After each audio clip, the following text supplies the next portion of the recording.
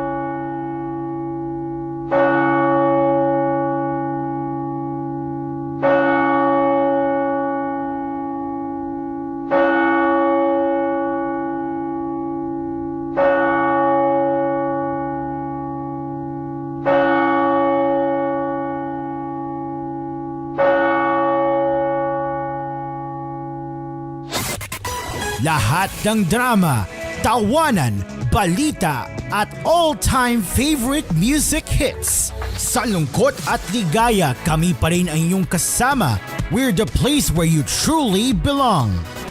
Mula sa TVH Group of Networks, ito ang inyong himpilan. Ito ang inyong tahanan. Number 1 sa Mega Manila.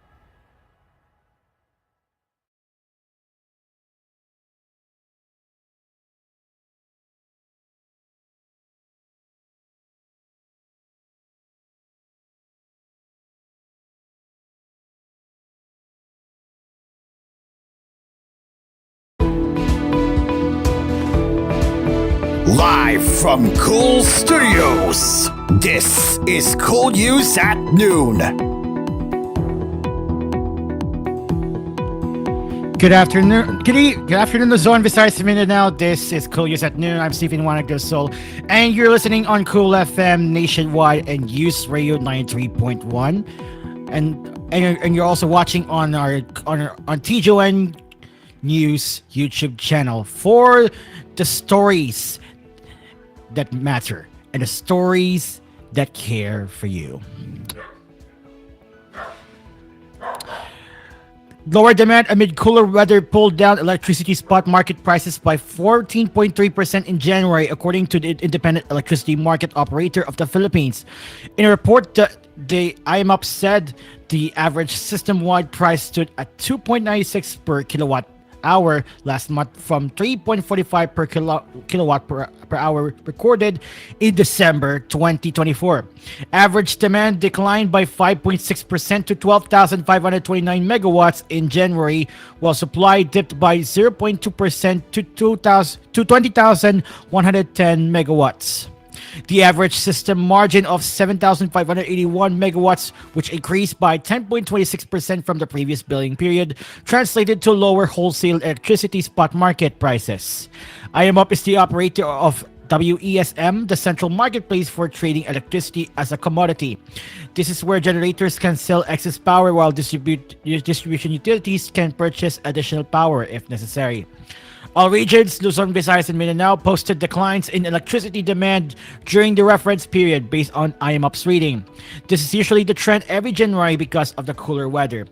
In Luzon, the largest island, demand went down by 6.4% to 8,741 megawatts, even as average supply dropped by 1.6% to 13,962 megawatts. As a result, WESM prices in Luzon fell by 8.5% to 2.98 pesos per kilowatt hour rather. In the Visayas, demand decreased by 4.4% to 1,856 megawatts, while electricity supply fell by 4.5% to 2,372 megawatts. In the end, spot market prices in this region dropped by 19.1% to 3.13 pesos per kilowatt hour. Supply inched up by 8.7% to 3,775 megawatts in Mindanao, while demand fell by 2.9% to 1,931 megawatts. Mindanao WESM prices totaled 2.65 per kilowatts, a reduction of 31.9%. The market operator said that wind and solar energy showed minimal changes, with wind generation slightly decreased and solar generation slightly increasing in January 2025. Policemen in Cavite, Laguna, and Rizal provinces on Tuesday arrested 6 drug pushers and seized more than 350,000 pesos worth of shabu and 3 illegal firearms. Anti-illegal drugs operatives in Dasmariñas City, Cavite held at 7:30 p.m. alleged traffickers Jessica and Judy after they sold 500 pesos worth of meth to an undercover cop in Barangay Langkaan 2. The Police Regional Office 4A said in a report on Wednesday, February 6. Seizing from the suspects were 3 plastic sachets containing shabu weighing 20 grams worth 136,700 pesos as per valuation of the Dangerous Drugs Board, and an undocumented caliber .9mm pistol loaded with 2 bullets. In Binangonan, Rizal, the local police drug enforcement unit arrested Dambu and Botchok in the sting operation in Barangay Kalumpang at 10:20 p.m. The 2 were caught with 31 grams of meth with the DDB value of 210,800 and a caliber .38 revolver with 3 bullets without a corresponding government permit and license. Also confiscated was a motorcycle believed to have been used by the suspect in his alleged illegal activities. In Cavite, Laguna, police nabbed Rafi and Ronald in an anti-illegal drug operation at about 1:30 p.m. in Barangay Duhat. The suspects yielded 3,808 pesos worth of shabu and an illegal caliber .38 revolver with 2 bullets. Police confiscated 3 mobile phones in the operations which will be examined for records of drug transactions. The report tagged Jessica and Dambu as high-value individuals in the local drug trade as financiers, traffickers, manufacturers, and importers of illegal drugs or leaders or members of the drug groups. The rest of the arrested suspects are listed as street-level drug pushers. The suspects were detained and faced charges of violating the Comprehensive Dangerous Drugs Act of 2002, illegal possession of firearms, and a violation of the election gun ban. Several senators have rallied behind a measure that would impose a life imprisonment and up to 50 million pesos fine against those who would be found spying in the country. The stiffer penalties against espionage were contained in the Senate Bill number 2980, or an act defining and penalizing espionage and other offenses against national security. The bill was endorsed for plenary approval on Tuesday by the Senate Committee on National Defense.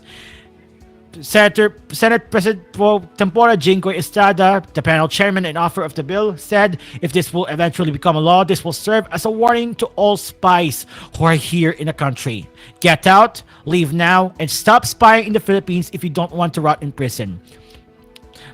The senator noted that existing laws penalize espionage with only up to 30 years jail term and a maximum fine of 30,000 pesos, which he considers as, quote-unquote, nothing more than a slap on the wrist. The proposed measure then seeks to increase the penalty to life imprisonment without the benefit of parole and a fine of 20 million to 50 million pesos. It will also expand the coverage of espionage to include cyber attacks and digital electronic access and transmission of information.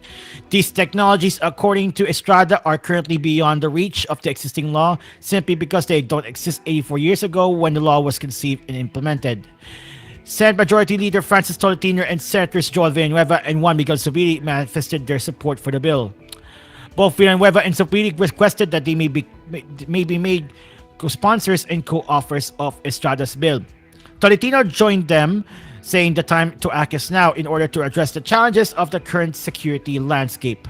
He said, let's unite in our efforts to pass this legislation and safeguard our nation's future. As a co-sponsor, I likewise urge our fellow lawmakers to join us in supporting this measure. Together, we can ensure our legal framework is equipped to handle the current and future threats to national security. And before we go on a break, an independent news group has uncovered a network of X accounts with Chinese names that have been spreading fake news and fueling discord among Filipinos, especially when members of the Duterte family aren't being criticized. During the House of Representatives Tri-Committee hearing, Press 1 PH multimedia editor Naisif Nikiforo Balbedina revealed that as of 11 a.m. on Tuesday, they had discovered 107 accounts that were originally from Spanish-speaking nations but were converted to display Chinese names. Posts from these accounts centered on the West Philippine Sea dispute, ridicule of the PCG guards, debunked accusations against President Marcos Jr., and used reports of VP Sara Duterte criticizing the government.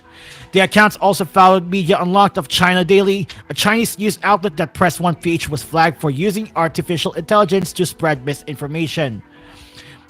Balbedina further said that some of the accounts have shared stories published in Chinese and content about Duterte's criticisms against the current administration. Some of the Chinese accounts got a temporary ban, while others got a permanent ban on X. However, Balbedina said only 24 out of the 107 accounts were being banned. But another thing that Press 1 PH observed, Balbedina said that the tweets are repetitive, surfacing when the House Quad Committee was tackling the illegal drug trade and the rights abuses during the past administration's drug war, which involved members of the Duterte family, particularly the Vice President's father, former President Rodrigo Duterte. The activity was also noted when Duterte's offices, the OVP, and previously the Department of Education were being investigated by the House Committee on Good Government and Public Accountability for alleged confidential fund misuse.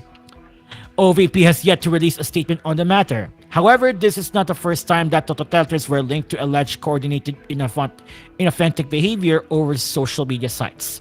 In March 2019, Facebook announced that pages, accounts, and groups operating in a network built by former President Duterte's communications strategist Nicanor Gamonada Jr. were taken down for taking part in CIB. According to Nathaniel Glacier, Facebook's head of cybersecurity policy during that time, Gamonada's network was not removed based on its content but for violating the rules on fraudulent activities. Glacier defined CIB as a group of accounts operating to make it seem like they were independent but are actually part of a coordinated effort behind the scenes. The takedowns, however, did not stop there. In September 2020, Facebook again shut down accounts and pages, the contents of were supportive of the Dutertes. Lobbying for Glacier said that the fake accounts were traced to individuals from China's Fujian province, with posts centering on global news and matters relating to the West Philippine Sea and operations of the U.S. Navy. The posts were written in 3 languages: Chinese, English, and Filipino. The Tri-Committee, composed of the House Committee on Public Order and Safety, the Committee on Public Information, and the Committee on Information and Communication Technology, has been tasked to probe the spread of disinformation online after several resolutions were filed with the delivery of privileged speeches about the matter. Quad Committee Lead Presiding Officer in Surigao del Norte's 2nd District Representative Robert Ace Barbers was one of the lawmakers who called out the proliferation of fake information after rumors about him and the other chairpersons of the 4 panels were disseminated. In some social media posts, Barbers was called a drug lord despite having fought illegal drugs and supported measures against them throughout his political career. The social media posts came out while the Quad Committee was then probing illegal activities in the Philippine offshore gaming operators, the illicit drug trade, and extrajudicial killings in the drug war. Coming up later on koolNews at noon, vloggers question House fake news probe at the Supreme Court. Donald Trump says the United States will take over Gaza as he welcomes the Israeli PM Netanyahu. For the entertainment news, Fantastic Four faces it all as a family in an official teaser. And of course, to our blooms, the good news, kapamilya pa rin po ang bini. This is koolNews at noon with your girls, truly Stephen Juan Del Sol. We'll be right back after this break.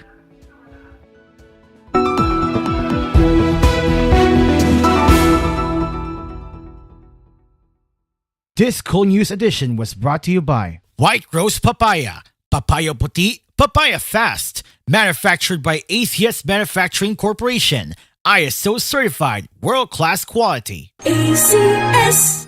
Pilsen Healthy Home, odorless antibacterial paint. Dunkin, pasalubong ng bayan. B Mulumi Power Race, ang patuka ng masa. Tender Josie, #1 hot dog, walang katulad. And Fuji Denso Home and Commercial Appliances, where you get reliable, durable, and energy-saving products. Upgrade your usual appliances of Fuji Denso HV inverter appliances. Fuji Denso, quality above all. All your Asian favorites. Kasama ka namin dyan.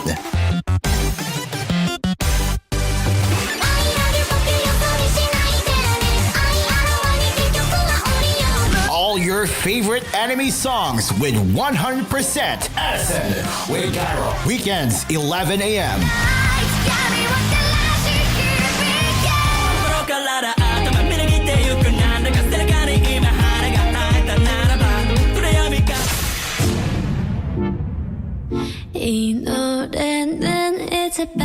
Paboritong K-pop music?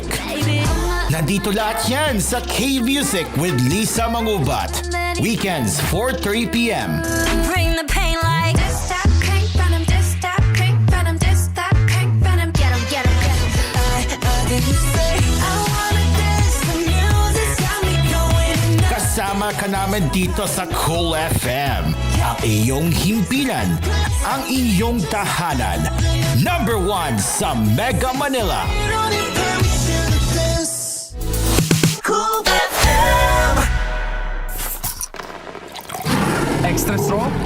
Andito na ang Leon Extra Strong Beer. Bangis ng dating, bangis ng sarap, bangis ng kagat, at 7% ABV. This is Gerald Anderson for Leon Extra Strong Beer. Tikman ang bangis ng Leon. Bangis ng presyo, 47 pesos SRP for 500 ml at 95 pesos SRP for 1 liter. Drink responsibly. Napatunayan na, sa panahon ng pinakamatinding pagsubok, dala ni James Roaf ang pagbangon, pag-asa at pagbabago. Nang tinamaan tayo ng matitinding kalamidad, nagpatayo si Roaf ng higit 200,000 bahay at nagbigay ng hanap buhay para sa mga nasakuna. Nang naging kalihim ng turismo si Roaf, higit 5 milyong turista ang bumisita sa Pilipinas at nakalikha ng higit 10,000 trabaho at oportunidad para sa lahat. Leadership, results, integrity. James Roaf, pagbabagong kailangan para sa ating bagong bayan. Wow, Mare, long time no see. Sa dinami-rami ng lugar, dito pa tayo magkikita. Saan ka pupunta at mukhang pagod na pagod ka na? Oo, Mare. Ito, hinahanap ko si Mark. Sino si Mark, Mare? Baka magselos dyan si pare, ha? Naku, Mare, hindi. Actually, si pare mo ang nagpapahanap sa akin ng Mark Cafe 5-in-1 + 1 coffee mix. Kanina pa ako ikot ng ikot dito sa bayan pero di ko matagpuan. Naku, Mare, di sana tinext mo ako. Kasi pati kami ng pare mo, Mark Cafe din ang iniinom namin. At alam mo kung anong good news? Dito sa Lucena City, naandyan sa TGP ang Mark Cafe 5-in-1 + 1 coffee mix. TGP! TGP! TGP. Ngayon, alam mo na. The Generics Pharmacy. Available na ang Mark Cafe 5-in-1 + 1 Coffee Mix. Abante Vista Party List number 35 Number 35 Vista Party List. Madalas nangangasim ang tiyan? Maaring acid yan. Pag may acid, Suprasid. Tandaan ang United Home Suprasid. Unilab yan. Sodium bicarbonate is the generic name of United Home Suprasid. If symptoms persist, consult your doctor. Tol, tol, tol! Tol, tol, tol! Tolentino! Tol ng bawat Pilipino! Tolentino! Tolentino, Senador. May bagong energy na! Pinakabago, pinakamainam na Enervon, Enervon Z+. Pinalakas ng zinc, vitamin C, vitamins B1, 2, 3, 5, 6, and 12, at vitamin E. Pinakabago, pinakamainam na Enervon. Hey! Enervon Z+. Unilab yan. Multivitamins plus zinc is the generic name of Enervon Z+. If symptoms persist, consult your doctor. Sipping on McCafe iced coffee. Feeling unstoppable. My fuel, my coffee. My rhythm, my coffee. Get your McCafe. Stronger, creamier, and better than our previous iced coffee original blend. 49 pesos na lang at a McDonald's store near you. My coffee, McCafe. My coffee, McCafe. My coffee, McCafe.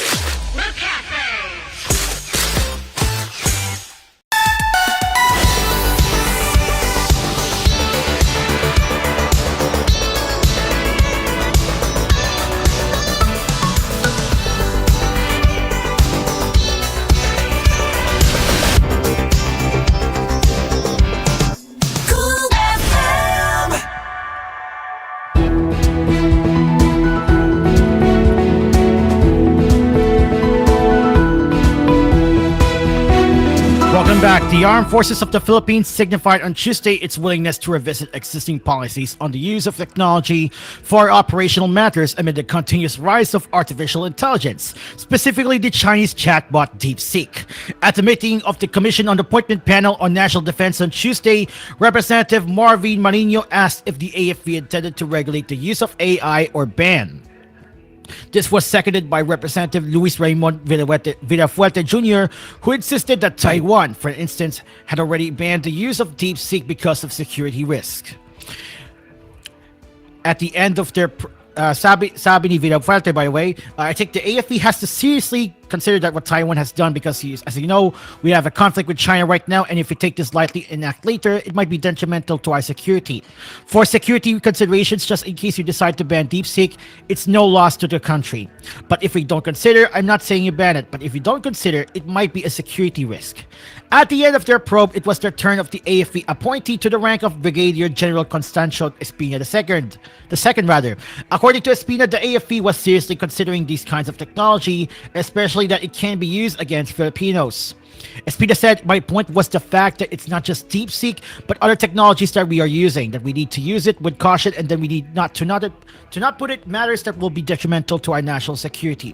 So in the AFP, we are prohibiting our soldiers, officers, and men to use this technology to upload confidential information that is of the national security. These are prohibited by the AFP." Later in the meeting, Marino asked if the AFP already issued a policy prohibiting Filipino soldiers and personnel from downloading DeepSeek. But Marino also argued that the policy was universal for all emerging AI technologies.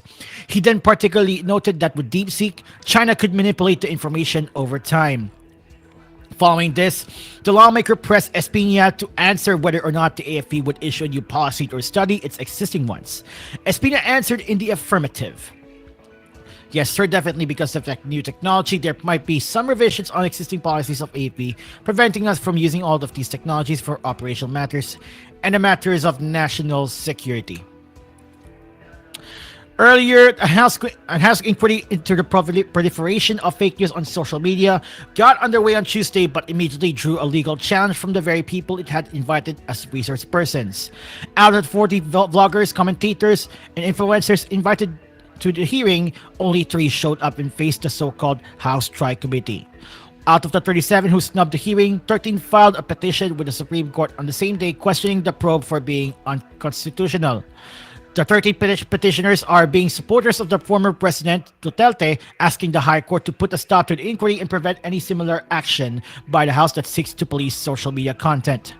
The respondents were Speaker Martin Romualdez, Surigao del Norte Representative Barbers, and members of the Committees on Public Order and Safety, ICT, and Public Information that now constitutes the Tri-Committee. The petitioners said unless restrained, the respondents would proceed with the hearings purportedly in aid of legislation and are bent on introducing the legislation to suppress, stifle, and censor free speech, all in the guise of regulation.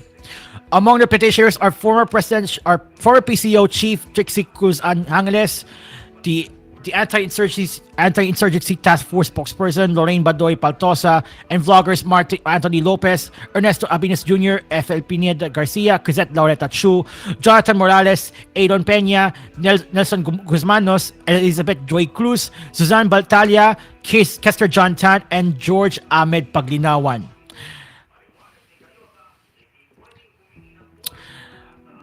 Let's go to the international news. U.S. President Donald Trump made an extraordinary proposal for the U.S. to take over the Gaza Strip as he hosted Israeli Prime Minister Benjamin Netanyahu for crucial talks on the truce with Hamas. Trump also doubled down on his call for Palestinians to move out of the war-battered territory to Middle Eastern countries like Egypt and Jordan, despite the Palestinians in both nations flatly rejecting his suggestion. The U.S. will take over the Gaza Strip and we will do a job with it. We'll own it, Trump told a joint press conference with Netanyahu.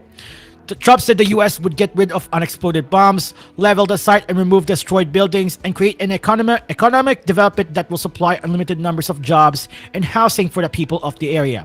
But Trump appeared to suggest that it was not the Palestinians who would return there.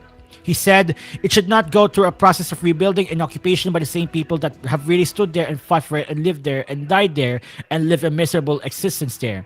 He said Gaza's 2 million inhabitants should instead go to the other countries of interest with humanitarian hearts. Netanyahu hailed Trump as the greatest friend Israel has ever had. He said the US president's Gaza plan could change history and was worth paying attention to. Egypt and Jordan have flatly rejected Trump's suggestions of moving Palestinians from Gaza.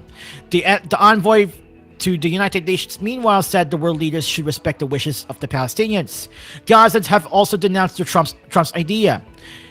The 34-year-old Halim Azam, a resident of the south city of Rafah, said Trump thinks Gaza is a pile of garbage.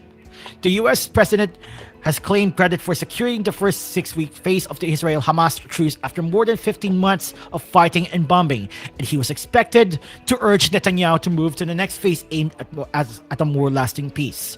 Netanyahu earlier said we're going to try when asked how optimistic he was about moving on phase 2. He hailed Trump's great force and powerful leadership in sealing the original ceasefire deal and took a swipe at former President Joe Biden, with whom he had tense relations over the death toll in Gaza. The Israel Prime Minister said, when the other side sees daylight between us, and occasionally in the last few years they saw daylight, it's more difficult. When we cooperate, chances are good. Israel said hours after the White House talks, it was sending a team to mediator Qatar to discuss the second phase of the agreement. Hamas said Tuesday negotiations for the second phase had begun, with spokesman Abdel Latif Al-Kanu saying the focus was on shelter, relief, and reconstruction. Under the first phase, Palestinian militants and Israel have begun exchanging hostages. 18 hostages have been freed so far in exchange for some 600 mostly past Palestinian prisoners from Israeli jails. The war began when Hamas attacked Israel on October 7th, taking Gaza 251 hostages, 76 of whom are still held in the Palestinian territory, including the 34 the IDF says are dead.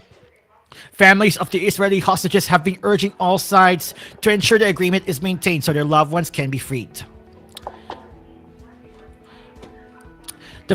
And finally, for the entertainment news, Marvel Studios has unveiled the official teaser for the Fantastic Four, The First Steps, showing the arrival of the first family to the MCU, or the Marvel Cinematic Universe.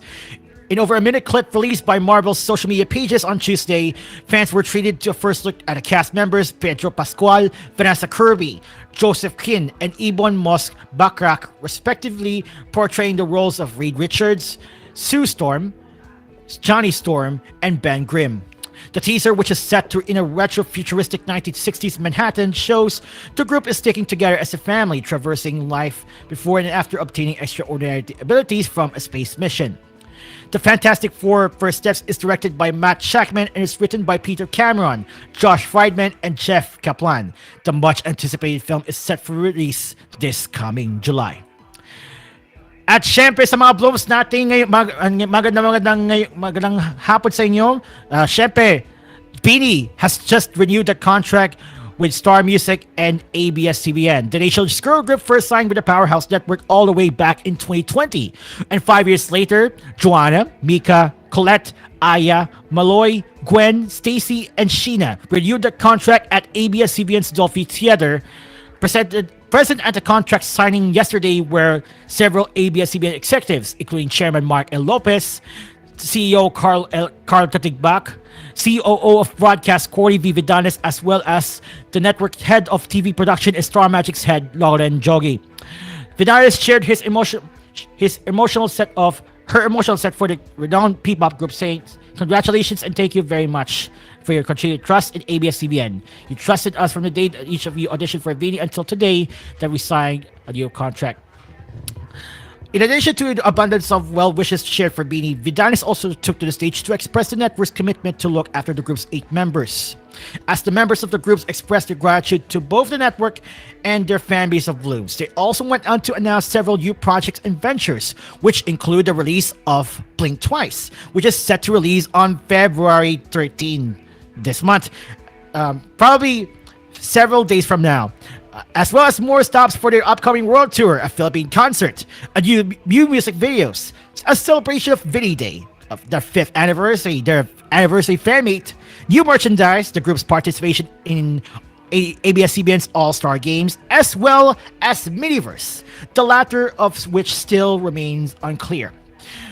Recently, also, Bini were chosen by Billboard Philippines as the Philippine cover star for Billboard's Global Number 18 campaign, wherein they got candid about their 5-year journey in the music scene, how they dealt with the challenges of their fame, what made 2024 their year, and what legacy they hope to leave behind on the OPM scene.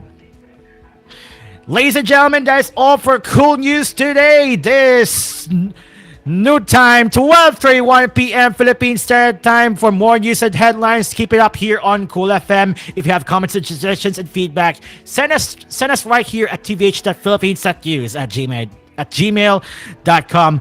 I'm Stephen Juan del Sol. Take care, good afternoon, at tuloy-tuloy pa rin ang tugtugan dito lang sa Cool FM, ang iyong himpilan, ang iyong tahanan numero 1 sa Metro at Mega Manila. Good day and God bless the Republic of the Philippines.